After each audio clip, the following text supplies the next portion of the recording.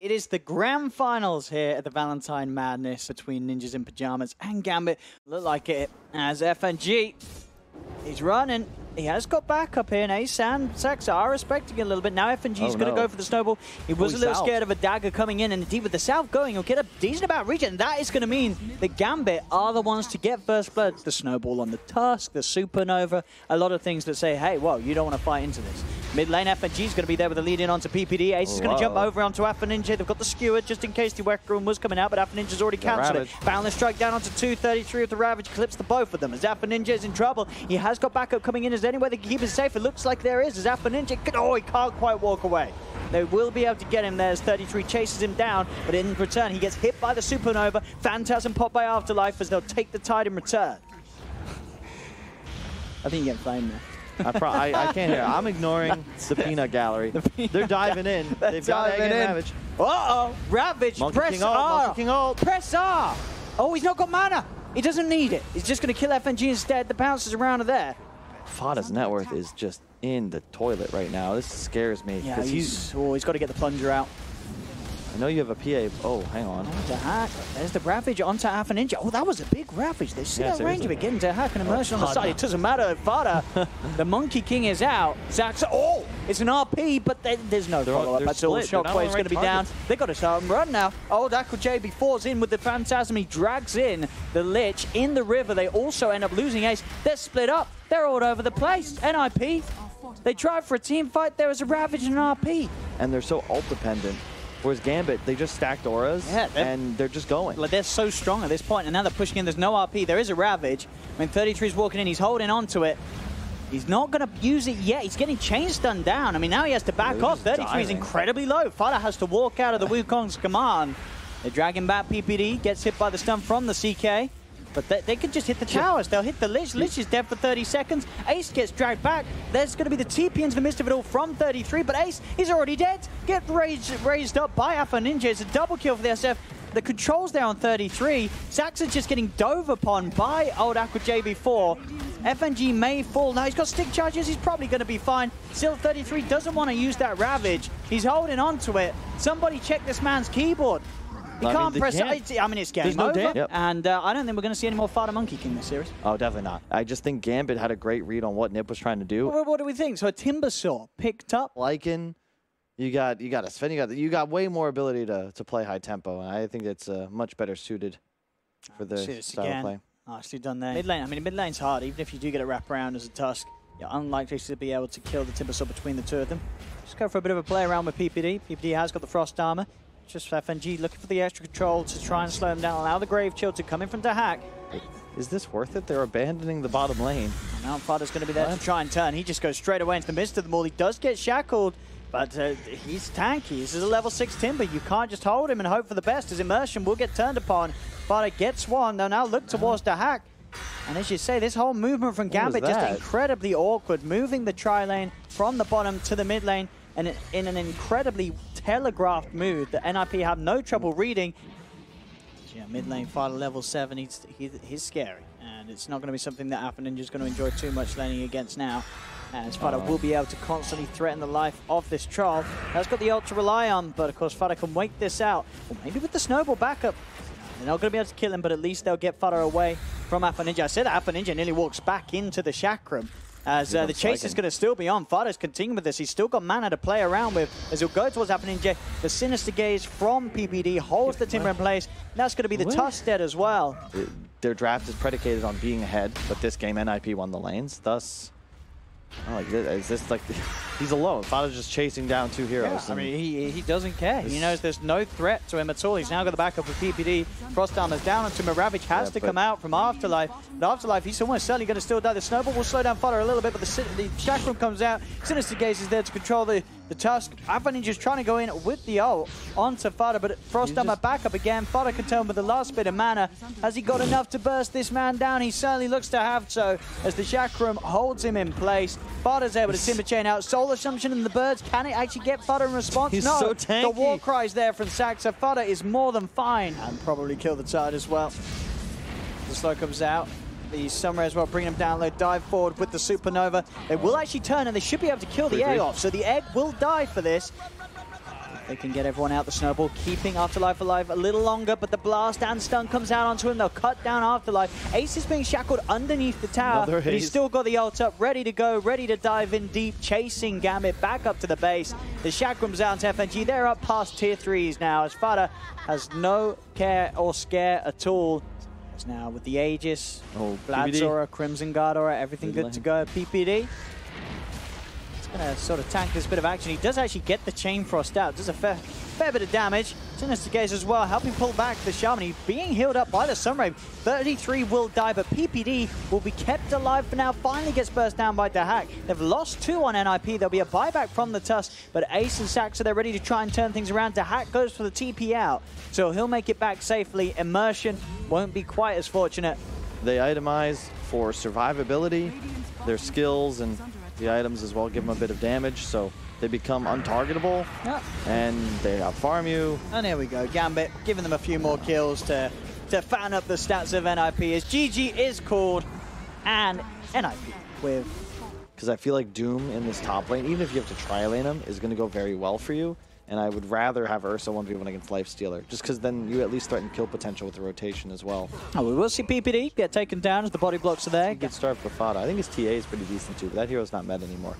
PPD, again, he was just over it, just died. He decided to come back over, and surprise, Immersion and FNG and Alpha Ninja were still hanging around. Even just watching like the Spirit, because the Spirit's what has the magic amp, so just like, oh, he's going to get doomed. Ooh, nice. Yeah, they do, and they've got the Jakiro here as well, so they should have more than enough damage to kill Ace. TPs will be coming in, but the Macropire is down. The Stompers want to make sure there's no chance of a deny to come into play, as the Doom will allow them to kill off Ace. Now the turnaround, they tried to move in NIP, but Immersion, he turns with the stun onto 2. PPD is ticking down low to the urn. Old Aqua JB4 with the hunt for him in the tree, slams him down with the Infernal Blade. And then you can remove that blind from yourself, but if you pop it preemptively, that's just child's play for Saksa. Talking about this Prophet with his Midas, 33. He's trying his best to run away, but the control is perfect with that Ice Path. They do manage to get the Will-O-Wisp out, and that will actually allow the space for 33 to continue to back up, and for NIP to now turn things around. The Rage up from Ace, static link onto Old Aqua J before the Doom's down. The newly picked up Yules on Fada there to cancel the TP of FNG, will allow NIP to strike back on the bottom lane and secure that double kill for Fada. Could look to sort of sneak in there and take it, as they don't have detection. He knows. They don't react to him. They don't now because he's stomped. There has to be 3 heroes in the pit. Oh, now Gambit. They're losing Immersion as Ace chases him down. Looks like Immersion will be able to walk it off. And in fact, Fada gets caught out by the Ice Path. Straight away, they jump in from the high ground. Gambit take Fada out of the game. Wow. As now they can move back into Roche.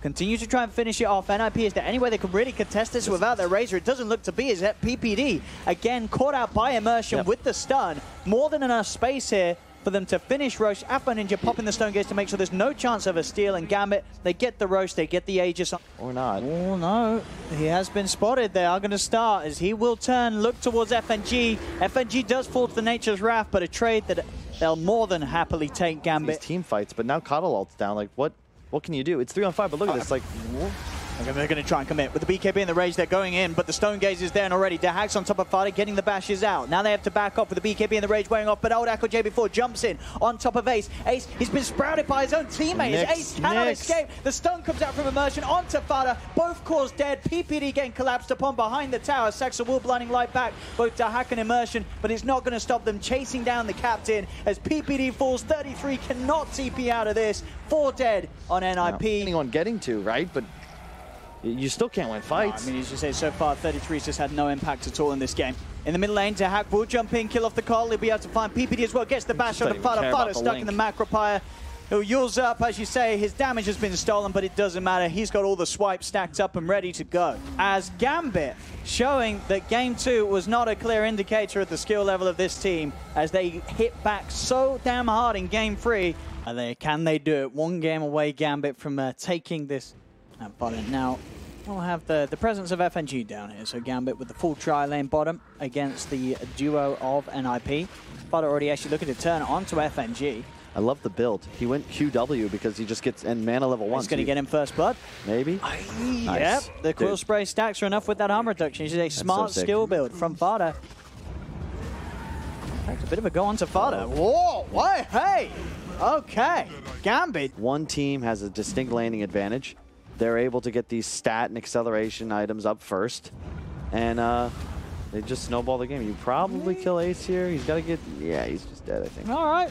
Good gank. Yep. That's the top farmer. If Lich is there, of course, he's fine. But alas, he's not. And oh my God, Afro Ninja. Whoa, wait, Fada! What's he doing? What are you doing? He just stood next to him. He could have backed off, done some quill sprays from the side, but now he dies. That gives Afro Ninja level 6. He's going to look to chase down Saxa. Saxa, he's going to die with Dahak being on the high ground. Sort of just viable now on a PA. Like, who actually wants Battle Fury over Midas nowadays? I don't know. See, Afro Ninja go for the ult on the TP out. Sorip Heal's going to be there as well, but they have the Coddle ult to pull him back, cancel that TP, and that will allow them to finish off the Ursa. Now, Fada on the front lines, they can look to clean up more. Supernova being popped as well for that extra damage down onto Old Aqua J before he's got the silence, trying to get himself away, but cannot escape the sun. As the stun's there, going to roll in. Looking to poke around at Fada. They have the silence as well as they try and get on top of him. Fada falling pretty low. Another Soul Rip bringing him down. It's going to pop the quill sprays. He cannot get out though. Soul Assumption from Dahak finishes Fada off. They could not keep the Bristle alive on the front of the line. Same time, Ace actually able to solo kill. Top lane, Ace is in some trouble. He's completely alone. He's playing so aggressive. Like, really? Yeah, he's got Lich by his side. But he's going to get kicked back, kicked away from PPD. PPD throws in a Chain Frost. Ace has got the ult. Gambit, as long as they can sort of kite this up, they may have a chance of killing. The Chain Frost does continue bounce. They'll lose FNG, but the Magnetize down onto Ace. Ace, he's left behind as PPD's already been taken out. Nice. What? NIP? Ace? What? It's a high ground tombstone. He's walking in. It's already down to half. Will be Glimmer Caped. He does have the team by his side. He's going to have to put the BKB. They do get a good Will-O-Wisp down on the 3 of them, and it's look 33. But he gets silenced. Can they kill him off in time before the Supernova's out? They cannot. So the Supernova will be out. They'll kill off Old Aqua J before. The rest of Gambit are able to back away. Okay. So that's the combos used. It did kill one.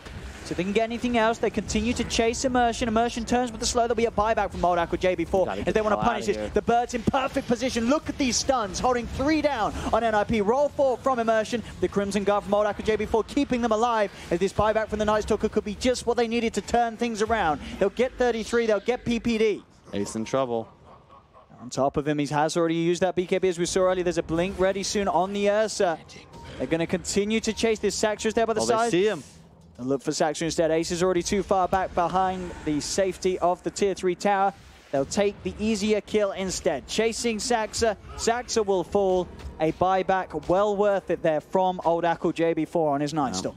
It's too early. They're heading to the pit, but I don't know if they've not got a Supernova. They've not got a Will-O-Wisp. Too fast. You can't do anything about this. Now Fada's walked into the cheese. He's going to be picked up just in time before he heads in. As Ace and Fada, they're trying to fight this, but this is into an Aegis and a cheese. Afro Ninja getting the stacks up on Ace. He'll get the BKB in the ult off just in time. Turns towards Immersion. One more bash holds him down. Immersion will fall. Ace being kept alive a little bit by the Sunray, but the BKB is going to wear out pretty soon. There is a disarm onto Afro Ninja, but he gets the Earthshock slow. One final bash to bring down the troll. Now they turn their attention towards Fada. Can they control him up with the burst? They can. Dahak has the familiar in front of him and stunning him down. The Fury swipe stacking up. Fada getting bashed as Afro Ninja moves into position in front of the Bristleback to bring him down. Gambit taking the Roche fight. I think they have Aegis for another minute on that Ursa.